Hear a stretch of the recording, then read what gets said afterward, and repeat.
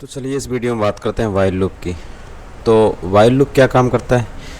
इससे पहले आपने जो फॉर लूप पढ़ा था, तो जो फॉर लूप काम करता था वही वाइल लूप भी काम करता है।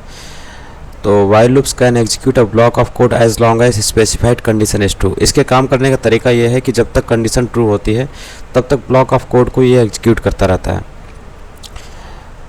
तो यहाँ पर इसका वाइल लूप का सिंटेक्स दिया हुआ है कि सबसे पहले आपका वाइल कीवर्ड होता है, उसके बाद पैरेंथेसिस में कंडीशन लिखी हुई होती है, उसके बाद ये जो कर्ली ब्रेसेस है इसके अंदर ब्लॉक ऑफ कोड होता है जिसको एग्जीक्यूट करना होता है। तो इस एग्जांपल को देख लेते हैं। यहाँ पर एक कोड है, इसको 10 टाइम्स एग्जीक्यूट कराया जा रहा है। तो ये कैसे काम करता है देख लेते हैं इसको। तो देखिए ये HTML डॉक्यूमेंट है और इसमें जावास्क्रिप्ट का टैग लगा हुआ है। जावास्क्रिप्ट टैग के जरिए कोड यहाँ पर डाला गया है। यहाँ से इतना कोड जावास्क्रिप्ट का कोड है। तो यहाँ पर आप देख रहे होंगे ये आपका वाइल लूप है। ठीक, वाइल लूप की बॉडी कहाँ से कहाँ तक है? यहाँ से यहाँ तक।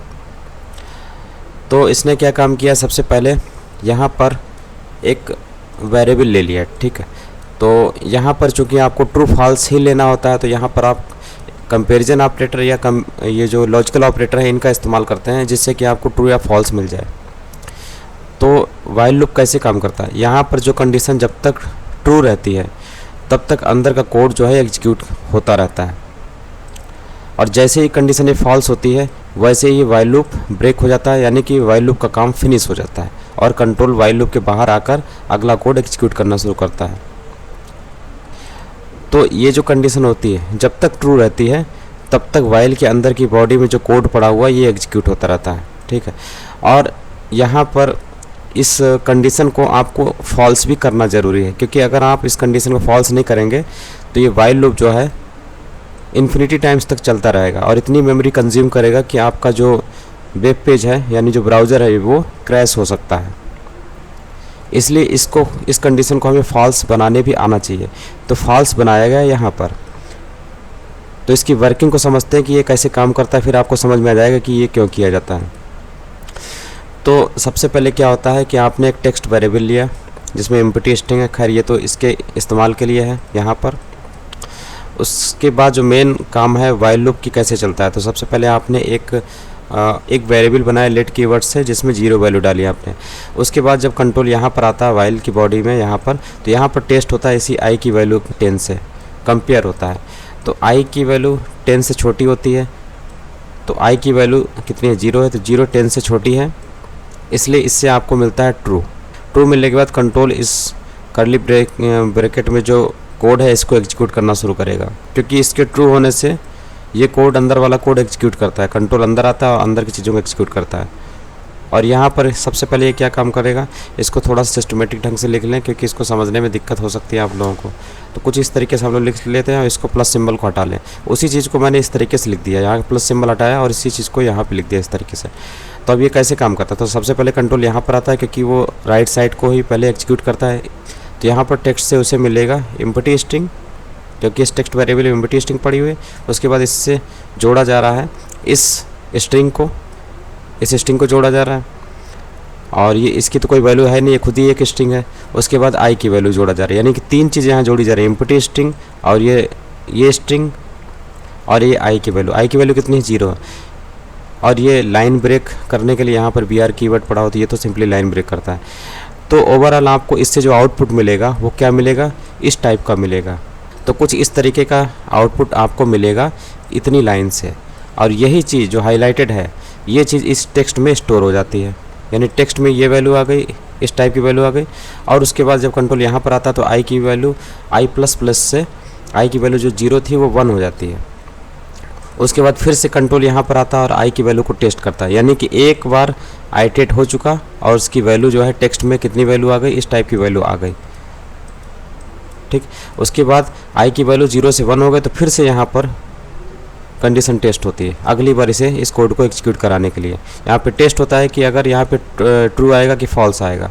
तो यहाँ पर i की वैल्यू कितनी हो गई? 0 से 1 हो गई। इसकी वजह से यहाँ पर 1 का अब 10 से कंपेयर होता है, तो 1 10 से छोटा ही होता है, तो फिर से ये ट्रू मिला। फिर से ट्रू मिलता है तो फिर से कंट्रोल इसकी बॉडी में आता है और ये चीज़ एग्जीक्यूट करता है, मतलब इस कर्ली ब्रैकेट के अंदर आता है। जब ये ट्रू हो जाता है तो कंट्रोल इस कर्ली ब्रैकेट के अंदर आ जाता है और इस चीज़ को एग्जीक्यूट करता है। तो सबसे पहले वो यहाँ पर आएगा और यहाँ पर उसे टेक्स्ट की वैल्यू क्या मिलती है, टेक्स्ट की वैल्यू आपको पता है इसके पहले कितना स्टोर हो गई थी टेक्स्ट में वैल्यू, इस टाइप की वैल्यू, मतलब इतनी ही वैल्यू यहाँ आकर स्टोर हो गई है। ठीक है, यानी कि इसमें ये वैल्यू आपको इस टेक्स्ट वेरिएबल से मिल जाती है। उसके बाद ये लाइन आपको मिलेगी और उसके बाद आई की वैल्यू मिलेगी। आई की वैल्यू कितनी है, 1 है, यानी कि इतने से आपको ये वाली लाइन मिलती है। ठीक है, अब पहले से आपको इस टेक्स्ट वेरिएबल में पहले से आपकी ये वैल्यू पड़ी हुई है, तो ओवरऑल इससे इतने से आपको इतनी वैल्यू मिल जाती है। यानी कि ये जो हाईलाइटेड है ब्लू वाली, ये वैल्यू जो है, इतनी वैल्यू जो है इस टेक्स्ट वेरिएबल में स्टोर हो जाती है। उसके बाद कंट्रोल यहाँ पर आता है, आई प्लस प्लस से आई की वैल्यू 1 से 2 कर देता है। फिर करने के बाद फिर से यहाँ पर इसकी टेस्टिंग होती है 2 की, यानी आई इक्वल्स टू 2 की वैल्यू टेस्ट होती है 10 से। तो फिर से 2 जो है 10 से छोटा ही होता है, फिर से ट्रू हो जाता है। फिर से कंट्रोल इस कर्ली ब्रैकेट के अंदर आता है और इस कोड को एग्जीक्यूट करता है। और यहाँ से टेक्स्ट की वैल्यू कितनी इसको मिली हुई है, ये जो हाईलाइटेड वाला है यही टेक्स्ट की वैल्यू थी। ठीक है, ये जो हाईलाइटेड है ये वैल्यू अभी इसमें मौजूद है। और ठीक इतनी जो लाइन है ये एक्चुअल में आपको मिल रही है इससे। ठीक है, ये जो है यही लाइन जो है इसका आउटपुट क्या है, ये है। ठीक, ये है। और यही चीज़ ऊपर वाले से यानी टेक्स्ट वैल्यू से, टेक्स्ट में जो पड़ी हुई वैल्यू है उससे ऐड हो रही है। ऊपर टेक्स्ट में क्या वैल्यू पड़ी हुई है, इस टेक्स्ट में जो वैल्यू पड़ी हुई ये वैल्यू पड़ी हुई है, ये जो हाईलाइटेड है, और इतने से आपको मिल रहा है ये वाला। यानी कि ओवरऑल इसको हाईलाइटेड, ये जो आपको हाईलाइटेड दिख रहा है, इतने में आपकी जो वैल्यू है ओवरऑल इतनी वैल्यू हो चुकी है, इतनी। और यही वैल्यू यानी कि ये वाली वैल्यू स्टोर हो जाती है इसमें। यानी अब टेक्स्ट की वैल्यू कितनी हो गई, टेक्स्ट वेरिएबल में कितनी वैल्यू हो गई, इतनी वैल्यू हो गई। और फिर से कंट्रोल यहाँ पर आता है और आई प्लस प्लस से आई की वैल्यू जो 2 थी उसे 3 कर देता है। 3 करने के बाद फिर से कंट्रोल यहाँ पर आता है और टेस्ट करता है कि क्या आई यानी 3 लेस देन 10 है, तो फिर से ये ट्रू हो जाता है क्योंकि 3 जो होता है 10 से छोटा होता है। फिर से कंट्रोल जो है कर्ली ब्रैकेट के अंदर आता है और फिर से वही काम करना शुरू कर देता है। तो सबसे पहले इसे एग्जीक्यूट करता है, तो इसे टेक्स्ट वेरिएबल में कितनी वैल्यू मिलती है, ये जो हाईलाइटेड है, क्योंकि पिछले बार टेक्स्ट में अपडेट होकर वैल्यू इतनी आ गई थी, ये ब्लू वाली जो हाईलाइटेड इतनी वैल्यू आ चुकी थी।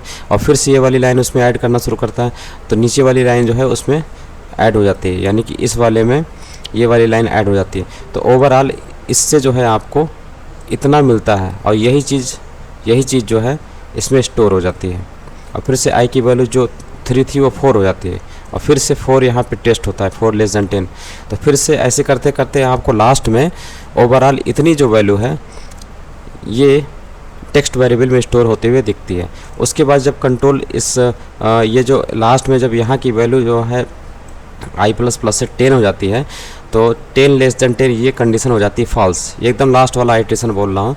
इसकी वजह से कंट्रोल जो है इस वाइल लूप की बॉडी से बाहर आ जाता है और अंदर नहीं जाता है, यानी कि वाइल लूप का काम फिनिश हो गया। उसके बाद कंट्रोल यहाँ पर आता है और document dot gate element by I D demo dot inner HTML।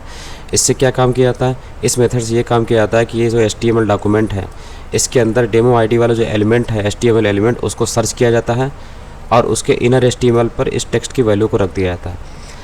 तो इसमें जब सर्च किया जाता है तो डेमो ID वाला जो एलिमेंट है उसे सर्च करने पर जावास्क्रिप्ट जब सर्च करता है तो उसे ये वाला पैराग्राफ एलिमेंट मिलता है, क्योंकि इसी की आईडी डेमो है। फिर उसके इनर HTML मतलब ये ओपन टैग और ये क्लोज टैग, इसके बीच में जो पोर्शन होता है उसको इनर HTML बोलते हैं या फिर कंटेंट ऑफ द HTML बोलते हैं, HTML एलिमेंट।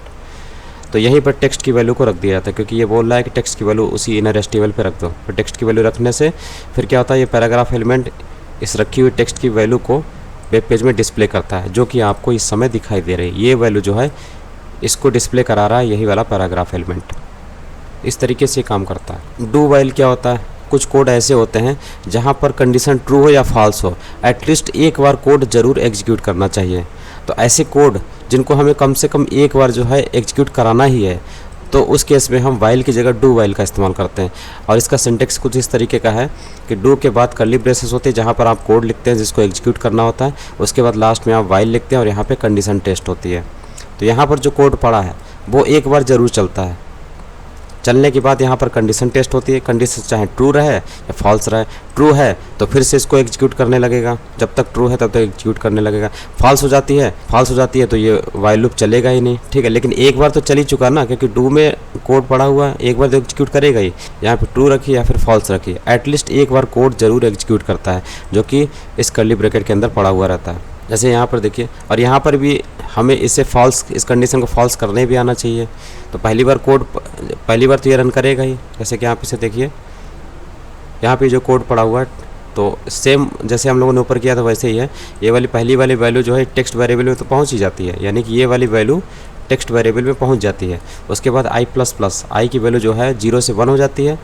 फिर उसके बाद यहाँ पे कंट्रोल आता है तो टेस्ट करता है कि क्या 1 10 से छोटा है, तो इसे ट्रू मिलता है। ट्रू मिलता है तो फिर से कंट्रोल यहाँ पर आता है और फिर से इसको एग्जीक्यूट करता है। ऐसे करते करते जैसे हम लोगों ने इससे पहले वाइल लूप में पढ़ा था, बिल्कुल वाइल लूप ही है ये, क्योंकि वाइल लूप तो है ही, बस ये है कि इसमें कोड एटलीस्ट एक बार तो चलता ही है, क्योंकि कंडीशन बाद में टेस्ट हो रही है ना, कंडीशन नीचे दी हुई है, कोड ऊपर दिया हो तो पहली बार तो ये चलेगा ही, भले यहाँ पर आपका ट्रू हो या फॉल्स हो, ये वाला कोड आपको एक बार दिखाई देगा।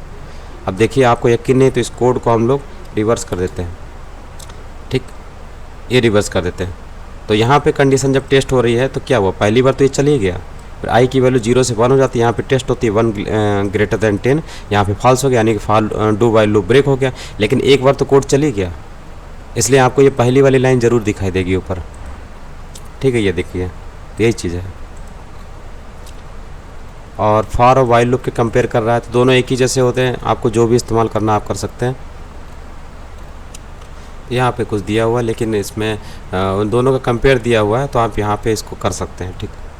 जैसे यहाँ पे इसने कोशिश की है, इसे ऊपर फॉर लूप से किया है, ठीक है, फॉर लूप लगा किया जो हम लोगों ने पढ़ा था, और यहाँ पर उसी चीज़ को ऊपर वाली सेम एग्जांपल को इसने वाइल लूप के जरिए किया है। तो यहाँ पर कंडीशन कब फॉल्स होती है, जब यहाँ पर ये इंडेक्स है कार्स, और यहाँ पर इंडेक्स जब ये 0 1 2 3, जब 4 इंडेक्स यहाँ पर आएगा तो कार्स 0 से क्या मिलेगा, कार्स 0 पे कोई एलिमेंट है ही नहीं, क्योंकि ये केवल 0 1 2 3 इंडेक्स तक है ये वैल्यू, 4 इंडेक्स इसका है ही नहीं। तो यहाँ पर अगर आप 4 लेंगे तो वहीं से यहाँ पर इससे आपको फॉल्स मिल जाएगा, जैसे ही फॉल्स मिलेगा वैसे ही वाइल लूप ब्रेक हो जाएगा।